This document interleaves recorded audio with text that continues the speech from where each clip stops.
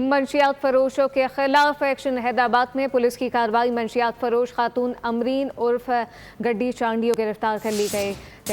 23 gram heroin, 3090 ग्राम cheers बरामद की गई। मुलजिमा को अलीबाद कॉलोनी से गिरफ्तार किया गया है। मुलजिमा पुलिस को मुख्तलिफ मुकदमात में मतलूब थी।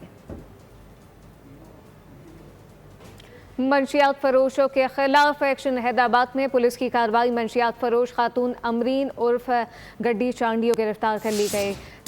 23 ग्राम हेरोइन, 3090 ग्राम चर्स बरामद की गई। मुलजिमा को अलीबाद कॉलोनी से गिरफ्तार किया गया है। मुलजिमा पुलिस को मुख्तलिफ मुकदमात में मतलूब थी।